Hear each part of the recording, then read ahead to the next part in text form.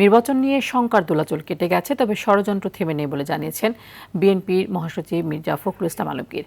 সকালে ঢাকা বিশ্ববিদ্যালয়ের ইনকিলাব মঞ্চের মুখপাত্র শরীফ ওসমান বিন হাদির কবরের সামনে সাংবাদিকদের এসব কথা বলেন তিনি।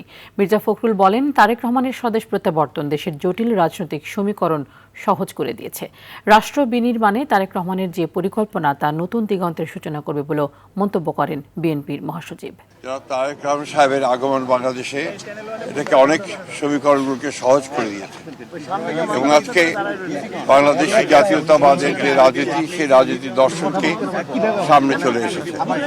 আমরা বিশ্বাস করি যে এই দর্শনই, এই রাজনীতি বাংলাদেশের জনগণের মুক্তির জন্য সবচেয়ে উপযুক্ত দর্শন।